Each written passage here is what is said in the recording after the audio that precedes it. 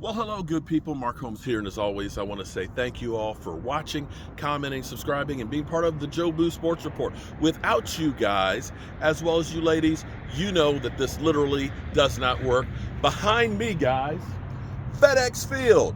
We are here in Red Zone Lot, where at 4:25, the Dallas Cowboys will try to end the dream of the Philadelphia Eagles winning the NFC back-to-back, something that has not happened since the 2002,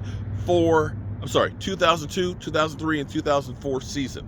Now, for all of you guys that are out there, I've got the tickets for everybody who purchased tickets. We're going to be meeting here at Red Zone Lot. Now, the nice thing about Red Zone Lot is you come in off Sheriff Road. I will get a map and directions for you guys, but it's a side entrance. You've got a whole loop that goes all the way around FedEx Field. Don't get into that. Don't take the Central Avenue and everything else exit. I will leave you guys with how to get here.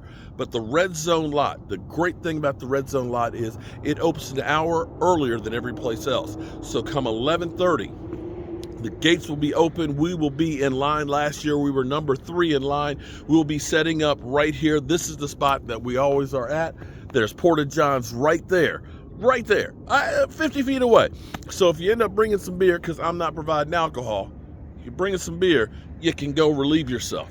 And I'll have the tickets in hand, so you don't have to worry about using your cell phone to pull up the tickets if you got them through me. For me, playing the Commanders football team, Redskins, whatever you want to call them, has been a big part of my life. You have to understand, I grew up as a little kid looking up to my father and wanting to be like my father. Some of the first memories of my life I can remember being in my dad's red convertible and riding with him until I screwed that up. I screwed that up because my dad worked for the post office and he went to work in the evenings. And see, it used to be whenever the car moved, I was riding with Daddy. Till I made the mistake of being on the front porch and my dad having to go to work at the post office and crying and said, I want to go with Daddy, I want to ride with Daddy. And that was the end of that shit. Yeah, I messed up a good thing. But Sundays in our household, growing up in the Washington, D.C. area where my uncles and cousins and family members were all Washington fans, my dad was a Dallas Cowboy fan. And me sitting on the couch, just hearing my dad say, go Cowboys, made me want to be just like my dad. And that's why, growing up out here in the shadows of the Commanders football team and Redskins, how I became one. And reasons why my father was a Cowboy fan, reason why there were a lot of Cowboy fans in the DC area, was because of the rivalry that happened because of Preston Marshall. See, here's what you have to understand. I want to give you a little bit of history here, okay? Preston Marshall owned the southern market of all the football fans. See, the Cowboys wanted to become a team. Now, originally, the Dallas Texans became the Kansas City Chiefs. They left. But they wanted to, Chet Murchison wanted to have a team. But Preston Marshall did not want to give up that market. He did not want the Dallas Cowboys to exist until Chet Murchison actually bought the rights to the fight song, Hail to the Redskins, which was written by Preston Marshall's wife. And he held that hostage, which allowed the Cowboys basically to have leverage against Preston Marshall to become a franchise.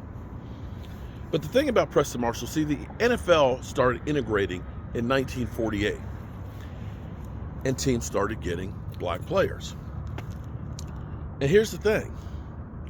The Redskins were the last team to get a black player. Preston Marshall famously said, I'll get a black player when the Harlem Globetrotters get a white one. Now here's another little piece here. This is the chicken game. The chicken game between the Dallas Cowboys and the Washington Redskins. What happened was was Christmas time. They were going to have sleds with Santa going through on the field. You had Cowboy fans that snuck in with chicken feet. And what happened was they had 75 chickens. 75. 74 of them were white chickens. The 75th was a black chicken. And when Santa was supposed to come out on the field, they were going to be throwing all the chicken feed on the field and releasing the chickens to show that Preston Marshall was chicken of having black players. The only problem is things were different back then. It's not as big as it was. The general manager actually was asked by one of the people where it was going to be going and stuff, and found out that they had the chicken feed and all that, and the chickens. And so that never happened. But undaunted, the Dallas Cowboys had a plan for year number 2. This time, they ended up getting 2 acrobats from the University of Maryland. And they were going to dress up in chicken suits. And as the national anthem played, these 2 guys, these 2 acrobats, run out on the field. One gets caught. Oh, and there's another part to the story too. Preston Marshall stayed at a hotel suite before the game. They snuck into his hotel room and they put a big ass turkey in his bathroom. He goes into the bathroom, sees this big ass turkey, and gets scared and leaves. But anyway, back to the acrobat. That one acrobat chicken who didn't get caught is running around on the field. He's running around on the field and he gets away. The official attendance record of that game, I can't remember the exact number that they had. It's like 41,000 or something like that, and 1 chicken. That rivalry, for me, growing up, of when the phone would ring, Cowboys Washington week, it was always somebody, where your daddy at? Because you know your uncle always smoked cigars. Where your daddy at? Yeah, I get. He get on the phone. Yeah, man. We got $5 bet on that thing. Your Cowboys stuck, man. Yeah, blah, blah. You know how that was. And see, back in the day, there wasn't caller ID. When the Cowboys lost to the Redskins, oh my God, that phone's ringing nonstop. Where your daddy at? Where your daddy? Hey, where's my buddy? Right. But then when the Cowboys won, you couldn't find any of those. Kind of like the eagle cockroaches that aren't hanging around right now.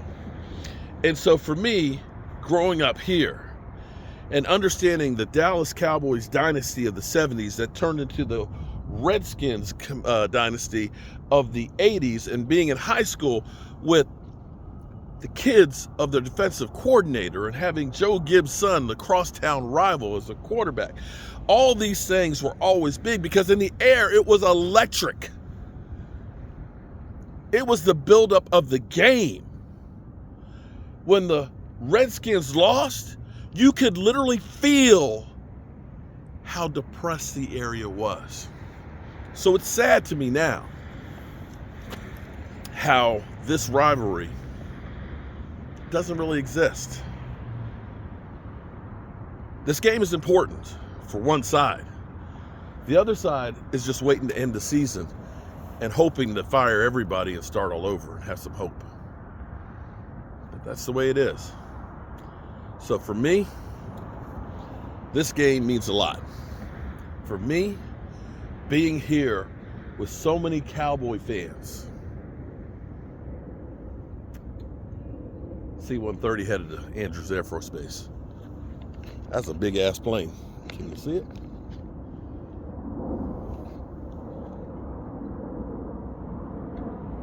Might be that the president's getting ready to come in, because that's where he lands. They have a lot of planes that take off and land that go with him. Be that as it may, for me, Washington, Dallas always means something special. It takes me back to being a child. Reminds me of all those family members and people that used to call that are no longer with us. Reminds me of being high school and how dejected I used to feel because Washington became relevant and the Cowboys were going down. Football for me is really important. All right, good people. I got to get back.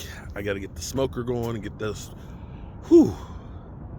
that barbecue smoke before it rains tomorrow and get everything ready for the game. I look forward to seeing y'all. And even if you have a game ticket, you got for someplace else and all that, and you want to be part of my tailgate, come on by. We'll be here, Red Zone lot. You want to make a little donation to help cover the cost? Hey, we could definitely appreciate it. Peace.